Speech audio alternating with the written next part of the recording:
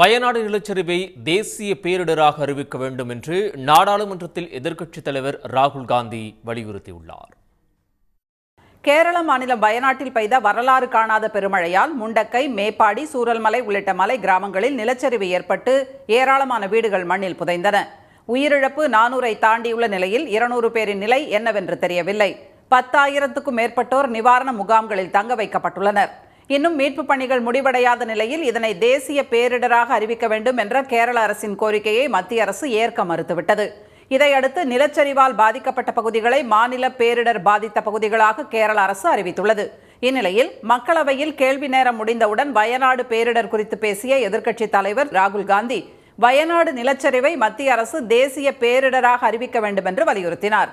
பாதிக்கப்பட்டுள்ள பகுதிகளை நேரில் சென்று பார்த்ததை உணர்வுபூர்வமாகவும் வலிமிகுந்த வார்த்தைகளுடனும் விவரித்து பேசிய அவர் பாதிக்கப்பட்ட மக்களுக்கு உதவிடும் வகையில் மத்திய அரசு கூடுதல் நிதி ஒதுக்க வேண்டும் என்றும் கேட்டுக்கொண்டார்.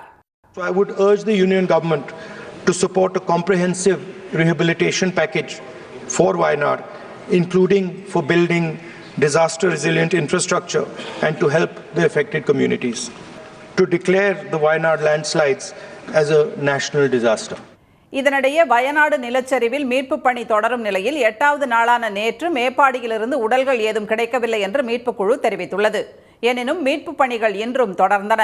இந்நிலையில் கடும் நிலச்சரிவால் பாதிக்கப்பட்டுள்ள வயநாடு பகுதியில் 6 மாதங்களுக்கு மின்சார கட்டணம் ரத்து செய்யப்பட்டுள்ளதாக கேரள மின்துறை அமைச்சர் திரு கிருஷ்ணன்குட்டி அறிவித்துள்ளார். இதனை செய்தியாளர்களிடம் தெரிவித்த அவர் நிலச்சரிவால் ஏற்பட்ட பாதிப்புகளை மதிப்பீடு செய்யும் பணி தொடங்கியுள்ளதாக தெரிவித்துள்ளார். சன் நியூஸ் வாட்ஸ்அப் சேனலை ஃபாலோ செய்யுங்கள். QR கோடை ஸ்கேன் செய்து சன் நியூஸோடு இணைந்திருங்கள்.